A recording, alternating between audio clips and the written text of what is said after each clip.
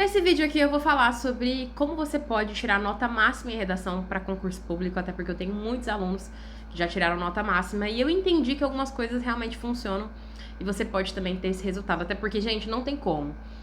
Os concursos hoje em dia, não basta você tirar a nota mínima da redação para você conseguir a aprovação, porque os editais geralmente aparecem lá. A redação de 30 linhas, de 0 a 10 pontos, e serão habilitados os que tirarem no mínimo 6 pontos. Se você tirar 6 pontos conforme o edital X, por exemplo, e você conseguir estar habilitado para a próxima fase, ou para uma classificação final, tem uma grande chance de você não ter uma boa classificação. Então, o ideal é que você tire pelo menos nota máxima. Eu sei que parece um pouco triste ouvir isso, mas assim, é o panorama que a gente tem em geral de concurso público. O concurso público está acirrado, os candidatos estão se preparando. Então, tirar a nota mínima exigida pelo edital não é uma solução. Se você quer estar na lista de aprovados e não classificados e ficar aguardando 2 anos para ver se aquela instituição vai te chamar. Então, é importante que você tenha uma estratégia de redação para que você consiga os primeiros lugares e não fique esperando aí 2 anos para publicar e, né, você até esqueceu que fez o concurso, aí depois de 2 anos a instituição te chama. Então, é importante que você tire uma ótima nota. Eu entendi com os meus alunos, e também sou servidora pública, no meu concurso público teve prova discursiva, eu entendi algumas coisas que funcionam e eu quero que você coloque isso aqui em prática, porque eu tenho certeza que você vai conseguir ter resultado. E a primeira coisa, antes de qualquer coisa, é que você tem que acabar com o medo de escrever. Porque não adianta eu dar várias dicas aqui de redação, eu tenho muitos vídeos aqui no canal, eu tenho shorts também aqui no YouTube, que eu falo, por exemplo, quais conectivos usar nos parágrafos, quais citações, quais leis. Não adianta eu entregar esse ouro todo para você consumir, se no momento em que você chega na prova, você olha para aquele papel em branco e você surta. E você tem medo, e você acha que aquele papel é seu inimigo, e você não consegue formular ideias. Então, o primeiro passo que a gente tem que dar é acabar com o medo de escrever. E esse medo, ele vem desde a infância, porque a gente vive numa sociedade escrita. Nossa sociedade não é uma sociedade oral. Tudo que a gente faz está baseado na escrita. Quando você compra um terreno, quando você funda uma empresa, quando você casa, você depende da escrita para registrar tudo isso. Então, desde a infância, a gente tem um processo de pressão social muito grande em relação à escrita, de que eu não posso errar, de que errar é feio, e que o professor vai colocar um caretão vermelho nos meus erros e vai me humilhar na frente da sala. Então, você já tem toda uma carga muito negativa em relação à escrita. Então, o primeiro passo que você tem que dar é acabar com medo de escrever. Como é que a gente pode fazer isso? Eu falo muito dentro dos meus cursos, para os alunos já na aula de abertura, eu falo, olha, pega um caderno, que você vai anotar tudo que eu vou entregar. Isso aqui não é podcast. Isso aqui meu aluno sabe, né? Isso aqui não é podcast. Você botar um vídeo e lavar uma louça. Por que eu falo para ele escrever? Para ele já tendo intimidade com a pele da escrita. Porque, cara, às vezes o candidato, ele acorda do nada um dia, falando, chega, eu quero ser servidor público, chega essa palhaçada, eu vou conseguir minha aprovação. Aí ele pega uma folha e fala, vou fazer uma redação de 30 linhas. Mas sem estratégia, sem entender o que fazer em cada linha, sem entender o que aquela banca quer, ele vai se frustrar, ele vai fazer 3 linhas e vai desistir.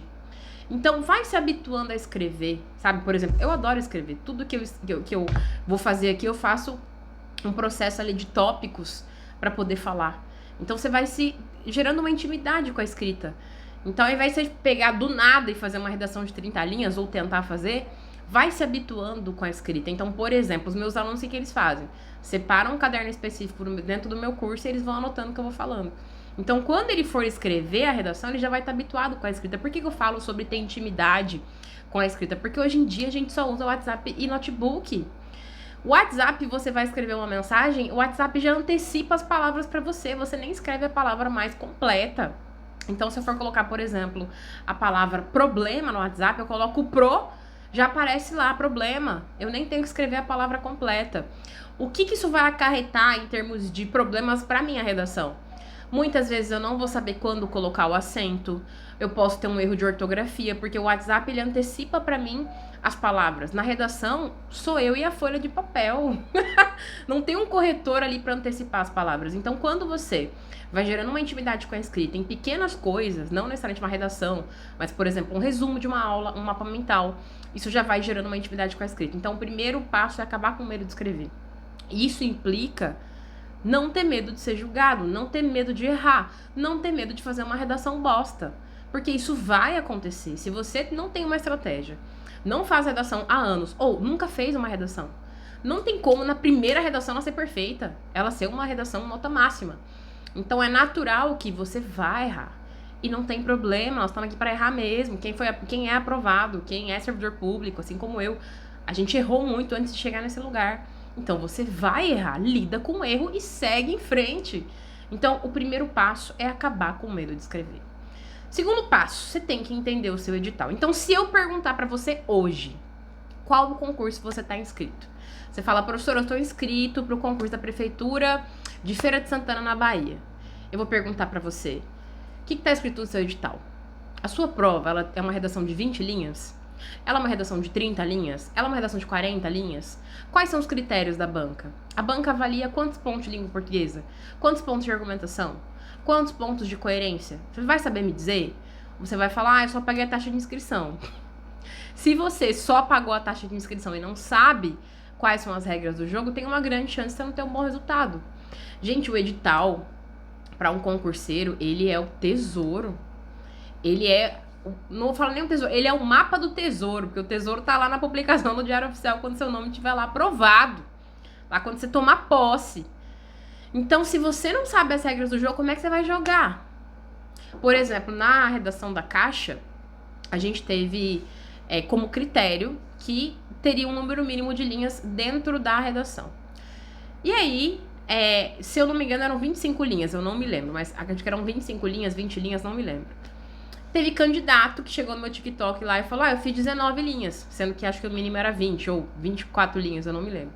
Tá eliminado, porque se o critério da banca é mínimo 20 linhas ou mínimo 25 linhas, gente, eu não posso entregar uma redação que seja menos que isso. Porque os critérios estão estabelecidos. Se eu não sei os critérios, não tem como eu ter resultado. Então, por exemplo, uma das coisas que sempre aparece nos editais é o fato de que se o candidato não fizer uma redação com letra legível, uma letra que a gente consiga entender, ele vai receber nota 0. Aí o que acontece? O candidato chega na hora da prova e ele não se esforça para fazer uma letra decente. E a banca não vai ficar tentando decifrar aquela letra. Outra questão, por exemplo, que surge em alguns editais, não são todos, mas alguns. A proibição, ou pelo menos descontar ponto, quando utiliza a palavra eu. Algumas bancas fazem isso. Eu vi um edital, por exemplo, da VUNESP, que falava isso. Que o candidato que utilizasse o eu teria a sua redação prejudicada em termos de pontuação. Então, se você não sabe as regras do jogo, não tem como ter resultado. Então, o que eu faço dentro dos meus cursos? Sempre tem uma aula de critério de avaliação, em que eu pego aquela banca e eu vou falando, vale tantos pontos de língua portuguesa, vale tantos pontos de argumentação, isso aqui pode fazer você zerar, você deve fazer isso, você não deve fazer isso não está escrito no edital, mas dá pra gente interpretar tal informação. Então, eu disseco o edital com o meu aluno, porque ele tem que entender as regras do jogo. E aí, entendendo as regras do jogo, você consegue ter um bom resultado. Para além do edital, é importante também que você entenda a banca. Porque, gente, o edital é esse documento que é produzido por essa banca, que é uma instituição, que vai organizar todo o certame, que vai organizar todo o processo. Então, a gente tem várias bancas. A gente tem FGV, a gente tem IBFC, Fundação Carlos Chagas, são bancas.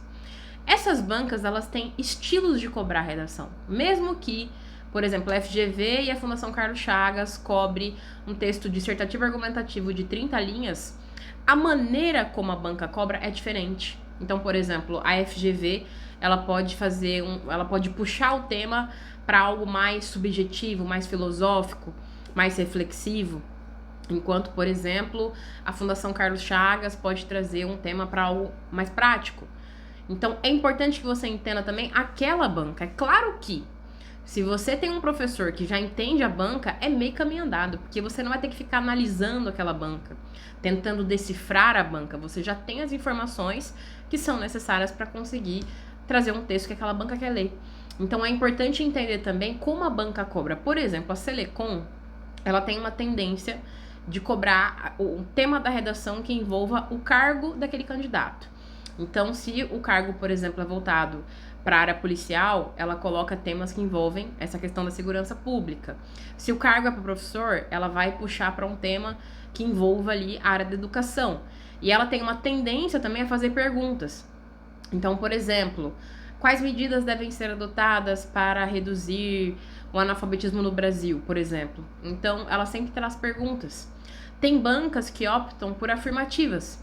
Então, por exemplo, no caso da Polícia Militar do Estado do Rio de Janeiro, banca FGV, o tema foi algumas perguntas que foram colocadas ali, mas a essência do tema da redação eram as vantagens e desvantagens do uso de câmeras de segurança em coletes de policiais, em fardos policiais. Tem bancas que vão trazer só uma afirmativa mais genérica para você refletir sobre aquilo. Então é importante também entender o estilo daquela banca. Não somente o edital, mas como aquela banca cobra para você não ficar na hora perdido. Por exemplo, muita gente pergunta aqui, e é uma coisa que eu entrego dentro dos meus cursos, tá, mas a banca fez uma pergunta, como eu respondo essa pergunta? E eu explico dentro das minhas estruturas que não é para colocar eu penso que, eu acho que, tem toda uma estrutura que tem que ser organizada, que vai responder indiretamente aquela pergunta. E não uma resposta direta, como uma resposta discursiva, por exemplo, de 5 linhas. O texto dissertativo ele é um texto que ele tem introdução, desenvolvimento e conclusão. Então, independente de ser uma afirmativa ou uma pergunta, a estrutura não vai mudar. Mas eu preciso dar uma resposta àquela pergunta, essa resposta não vai ser direta. Então, é importante entender o estilo daquela banca. Uma outra coisa muito importante também para conseguir uma nota máxima na redação é entender que você precisa chegar com uma estrutura pronta. Quando eu falo uma estrutura pronta, não é um modelo de redação. Não é decorar 30 linhas e mudar umas palavrinhas. Não é isso. É você entender que existem palavras que vão iniciar os parágrafos. Existe uma solução que pode ser colocada ali no parágrafo final. É entender que em cada parágrafo eu posso colocar uma citação ou uma lei. E saber onde colocar. E saber qual citação colocar. E saber qual lei colocar. Então, muitos candidatos ficam preocupados com o tema da redação. Professor, eu quero saber o tema. Eu quero saber o... Gente, a gente não tem controle disso. O nosso controle é sobre entender a estrutura e aplicar ela no dia da prova. Então, para de se preocupar com o tema. O que você tem que aprender é como começar a redação, como finalizar a redação, quais conectivos usar. Então, por exemplo, o que eu vejo de 95% dos editais, eles costumam ter um critério ali de conectivos, que eles vão colocar como coesão dentro da tabela de critérios. Ou seja, se você não colocar conectivos dentro da redação, sua nota vai baixar. Então, é importante colocar conectivos dentro do seu texto. Então, você precisa chegar já com uma estrutura, ou seja, como eu vou iniciar o meu parágrafo 1, como eu concluo o meu parágrafo 1, o que eu faço dentro do parágrafo 1. Então, você precisa chegar com uma estratégia. Não dá pra você chegar lá e falar, já que eu não sei o tema, eu vou ver lá o tema na hora e vou colocar o que eu penso. Não. Tem que chegar com um discurso pronto. Entender quais citações... Aí você me pergunta, porque essa pergunta me fazem em todas as redes sociais. Tá, mas e se eu não tiver nenhuma citação e nada que envolva o tema e eu não sei o que colocar? Gente, existem citações e leis que podem ser aplicadas para qualquer tema. Então, é óbvio que o ideal é a gente ter um conjunto grande de citações, e eu sempre apresento isso nos cursos, eu apresento e-books de citações, que tem 50 citações, então o candidato, assim, ele pode se lambuzar com as citações que eu entrego, e são direcionadas geralmente para aquela banca. Mas existem citações que podem se encaixar em muitos temas. Existem leis que podem se encaixar em muitos temas. Então, não fica se preocupando em eu preciso decorar uma citação para um tema específico. Pense em citações que podem ser aplicadas para vários temas. E aí você consegue ter um ótimo resultado. Então, você precisa chegar com uma estrutura. Não é modelo pronto, até porque, gente, não criticando quem usa modelo. Eu não tô aqui para criticar a estratégia de ninguém de estudo. Você escolhe a sua estratégia. Mas eu acho que o esforço para decorar um modelo é o mesmo que para aprender redação. A diferença é, você decorou, você esquece. Quando você aprende, aquilo tá internalizado dentro de você e você já absorveu. Então, eu acho que aprender redação é muito mais fácil do que você decorar um modelo. Então, na minha estratégia, eu tenho modelos de redação em todos os cursos. Eu construo redações para os meus alunos, mas a ideia não é que eles decorem esses textos, é que eles entendam o funcionamento do meu método. Então, você precisa ter uma estrutura para você chegar lá e saber exatamente o que fazer em cada linha. Gente, se você não sabe como começar o seu texto na linha 1, como que você vai fazer 30 linhas? Se já na linha 1 você não consegue fazer o texto. E existem frases, existem formas que podem ser aplicadas para qualquer tema. E eu sempre falo que no caso de redação para concurso, é tudo muito rápido. Você tem 3, 4 meses no máximo entre a publicação do edital, abertura de inscrição, prova objetiva, prova discursiva, 4 meses. Então você não tem muito tempo. Então, basicamente, o que a gente tem que fazer é entender que redação é como uma receita de bolo. Existe um passo a passo. A questão é, o que vai mudar? Os ingredientes. Então, se o meu bolo é de morango, eu vou usar certas citações e leis para fazer aquele bolo de morango. Se o meu bolo é de cenoura, eu vou utilizar outros ingredientes. Mas o passo a passo é o mesmo. A maneira como eu coloco o ovo, o leite, o momento em que eu levo pro forno, untar ali a forma. Então, o passo a passo não muda. O que muda é ingrediente. Redação é a mesma coisa. O passo a passo não muda. Como eu inicio meus parágrafos, como eu concluo, quais conectivos eu uso. Isso não muda. O que muda são os ingredientes, as leis, citações, o direcionamento discursivo que eu vou dar pro meu texto. Então, tem que chegar sabendo uma estrutura. E para finalizar, uma coisa que eu entendi que os meus alunos que tiraram nota máxima, eles tiveram foi confiança. Eles estudaram, eles treinaram, eles fizeram muito bolo, fizeram muita redação, mas eles tinham confiança. Então, no momento em que você aprende uma estrutura, aprende um método, tem que chegar com confiança. Você tem que chegar sabendo que você vai entregar o seu melhor. É não ter medinho da banca. É não ter medinho do tema. Gente, se você chega com medo da banca, medo do tema, já é meio caminho pro fracasso. Então, chega confiante, sabendo que você estudou, que você entregou o seu máximo, que você fez o seu tempo valer a pena, que você realmente doou o seu ativo mais valioso, que é o seu tempo, pro seu estudo, e que você vai conseguir essa vaga. Então, chegar com confiança, chegar sabendo que você domina o texto dissertativo é uma das melhores sensações do mundo. Eu tive um aluno em um dos meus cursos que recentemente ele falou: professor, o concurso já acabou, mas até hoje eu lembro das suas redações lá naquele e-book de modelos de redação. Porque ele aprendeu redação. Então, quando você aprende, está internalizado. E quando você aprende efetivamente, você fica confiante. Nada te abala, nenhum tema te abala, porque você sabe que você domina o texto dissertativo. Então, a grande chave da redação é você dominar o texto, não ser dominado por ele. Então, eu espero muito que essas dicas tenham te ajudado. E já curte esse vídeo aqui e se inscreve para você ver outros vídeos aqui que eu sempre falo de redação. Até o próximo vídeo.